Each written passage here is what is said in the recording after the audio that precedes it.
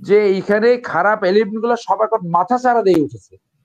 সেই সমস্ত খারাপ এলিমেন্টকে আপনি নিয়ন্ত্রণ করার জন্য, আইনের আওতায় আনার জন্য আপনার দরকার stream ruling. American foreign policy একজন ব্যক্তির কথায় অন্তত মানে অ্যাব্রাপ্টলি যে চেঞ্জ হয়ে যাবে, that's not the situation America. So যারা পুলকিত ফিল করছে তাদের এই পুলকিত হওয়ার কোনো কারণ নাই। তারা যদি জনগণ যদি অ্যালাউ করে তাহলে তারা রাজনীতি করতে পারে, না হলে ওই হম্বিদম্বি বিদেশে বসে সেফ জায়গায় আছে সেইটা তারা ওইভাবেই করে থাকবে, এবং যে কোনো পতিত সরকার এই একই কাজ করে।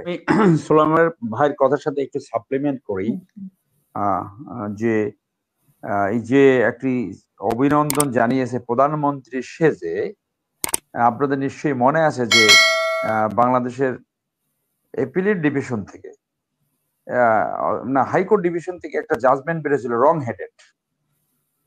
তো এই রং হেডেড যারা, তারা তো অনেক কিছু করতে পারে। তো এই ঐতিহাসিক একটা উদাহরণ আছে, চসেস্কুকে গণ আদালতে শাস্তি দিয়ে ফাঁসির আদেশ হয়েছিল। তো চসেস্কুকে যখন গুলি করবে ওপেন স্পেসে, তখন চসেস্কু বলে, এই তোমরা সবাই ভুল করতেছো, আমি তো এখনো প্রেসিডেন্ট। তো এই পতিত শেখ হাসিনার মেন্টালিটি ওই চসেস্কুর মতো হয়ে গেছে।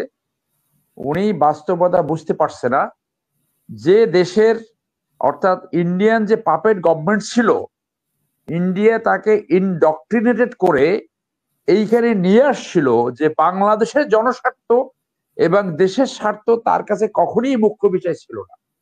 যারা তাকে ইনডক্ট্রিনেট করে বাংলাদেশে 15 বছর লুটপাট করছে সেই ইন্ডিয়া বসে সে অপকর্ম করবে, দুষ্কর্ম করবে, এটা অত্যন্ত স্বাভাবিক ব্যাপার। কারণ ইন্ডিয়ার প্ল্যান, ইন্ডিয়া ভাবতে পারে নাই যে এরকম হঠাৎ করে তার পাপেট গভর্নমেন্ট এরকম টপেলড হয়ে যাবে, উদ্ভূত হয়ে গেছে। পতিত সরকার লক্ষণ দাসের মতো পালিয়ে গেছে, এখন সে ক্লেম করে প্রধানমন্ত্রী। এর চেয়ে রং হেডেড আর কিছু হতে পারে।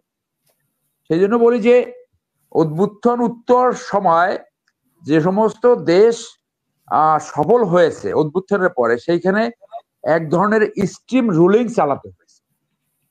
স্ট্রিম রুলিং ব্যতীত, স্ট্রিম রুলিং কেন, যে এত বেশি খারাপ এলিমেন্ট আছে যে এইখানে খারাপ এলিমেন্ট গুলো সব এখন মাথা চাড়া দিয়ে উঠেছে। সেই সমস্ত খারাপ এলিমেন্টকে আপনি নিয়ন্ত্রণ করার জন্য, আইনের আওতায় আনার জন্য আপনার দরকার স্ট্রিম রুলিং। একটি আনইজি, একটা abnormal situation to be tackle by a abnormal system initially, then আপনি সিস্টেমে আস্তে আস্তে সিস্টেমে ভালো সিস্টেমে পদার্পণ করবেন।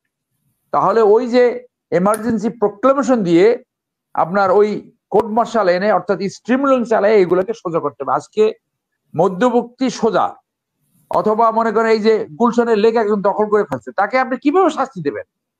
এইখানে ধরে কোর্ট মার্শাল করে 1 মাসের ভিতরে ওরে 3 বছর জেল দিয়ে দেন, দেখবেন যে ভয়তে আর কোনোদিন কেউ জমি দখল করবে না। তো সেটা তো নাই।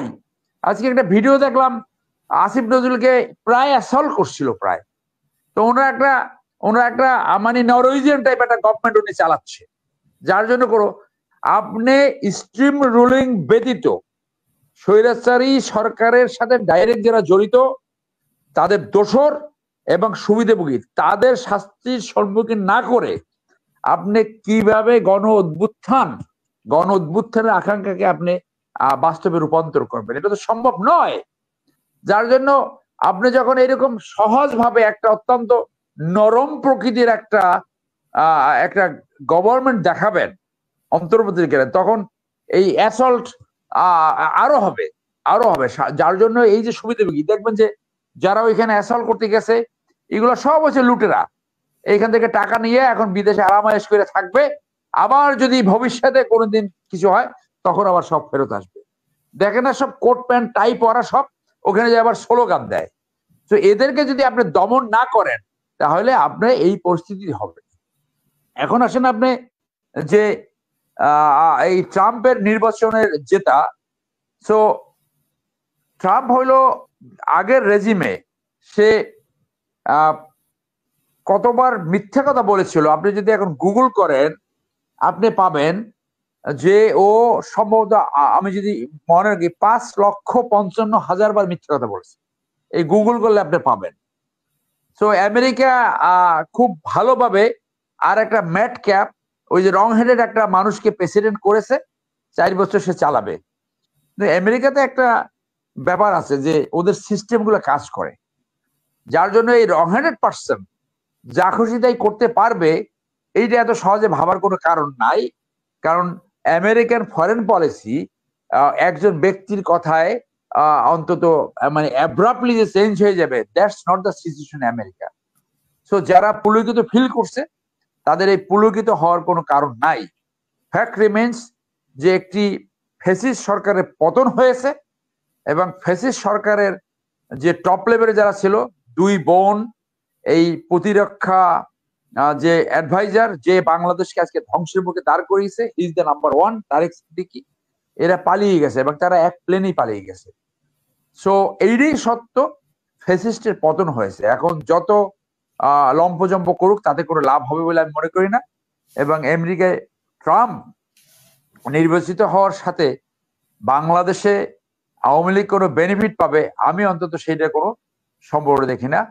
আওয়ামী লীগ ঘুরে দাঁড়াবার সুযোগ, যে যারা এখন এই অন্তর্বর্তী সরকার চালাচ্ছে তারা যদি ভুল করে এবং ভবিষ্যতে যে নির্বাচিত সরকার যারা আসবে তারা যদি কন্টিনিউয়াসলি ভুল করতে থাকে, আওয়ামী লীগের পতিত সরকারের মতো যদি একটা সরকার তারা পরিচালনা করে, লুটপাট তন্ত্র মাফিয়া তন্ত্র যদি তারা থামাতে না পারে, তারা যদি ন্যায্যতায় ফেরত না আসতে পারে, তারা যদি সুশাসনে ফেরত না আসতে পারে, ওইটা আওয়ামী লীগকে ফেরত আনার স্কোপ সৃষ্টি করতে পারে। There we should be very careful. এবং দুর্ভাগ্য, বাংলাদেশে এই পতিত শেখ হাসিনার মতো একটা নেতৃত্বের হাতে আওয়ামী লীগের মতো যারা স্বাধীনতার আগে যাদের ভূমিকা অনেক উজ্জ্বল ছিল, গৌরব উজ্জ্বল ছিল, সেই দলটাকে এই হাসিনা এবং হাসিনার পরিবার শেষ করেছে। আওয়ামী লীগকে শেষ করছে এই হাসিনা। আওয়ামী লীগের নেতাকর্মীর উচিত এইটা নিয়ে ডিবেট করা, এইটা নিয়ে কথা বলা যে হাসিনার এই অধিকার ছিল কিনা আওয়ামী লীগকে ধ্বংস করা এবং দেশকে ধ্বংস করা। তিনি শুধু আওয়ামী লীগকে ধ্বংস করেন নাই, দেশকে ধ্বংস করছে।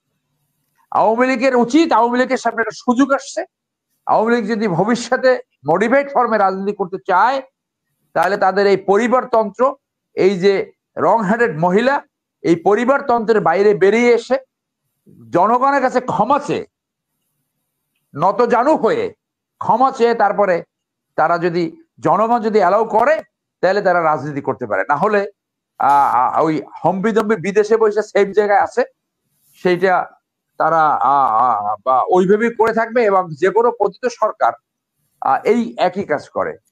অর্থাৎ ট্রাম্পের ক্ষমতা আসা না আসার, ট্রাম্প ক্ষমতা আসার সাথে যে কিছু আওয়ামী লীগের এই যে লোক লাফাচ্ছে অথবা লাফাবার ভাব সৃষ্টি হয়েছে, তাদের তাদের তাদের অবস্থাটা হলো যে মোদী যখন ক্ষমতা আসছিল তখন বিএনপির কিছু লোক না বুঝে ভাবছিল যে বিএনপি কিছু বেনিফিট পাবে, ব্যাপারটা কিছুটা ওই রকম। অতএব আমি এখানে কোনো ওইরকম কোনো কিছু দেখছি না। এবং শেখ হাসিনা মরার আগদিন পর্যন্ত এই লম্পজম্ব, এই উল্টাপাল্টা কথা বলে আপনাদেরকে এন্টারটেইন করতে থাকবে এবং আপনারাও মাঝে মাঝে কথা বলবেন। ধন্যবাদ ভাই, আমাকে আহত করে লাভ কি হলো? ধন্যবাদ সোলেমান ভাই, আপনার শেষ বক্তব্য আজকে। আমি তো বলছি কিছু লোক, আপনি হননি, আমি বলছি কিছু লোক, আমি সবাই তো বলি না, কিছু লোক। এটা তো আমার শেষ আপনি দেখেন ওই যে আমি জাস্ট 30 সেকেন্ড, ওই যে 6 জন সিনেটরের স্বাক্ষর, এই যে একটা সুযোগ পাইছিল তখন এই যে আওয়ামী লীগ, যে সেটা ভুল, অথবা কে জানি ফোন করছে ইন্ডিয়ান কি ওই যে বিজেপির নেতা, এইগুলো তো কোনো, এইগুলা সত্যি আমি মনে করি যে বিএনপির ভিতর থেকেই এইটাকে আপনার প্রত্যাখ্যান করা উচিত ছিল, যে এটা যারা করেছে দে আর রং, তারা আমাদের দলের কেউ না, এটা বিএনপির দলের ভিতর থেকে এদেরকে প্রত্যাখ্যান করা উচিত ছিল। ধন্যবাদ। সোলেমান চৌধুরী।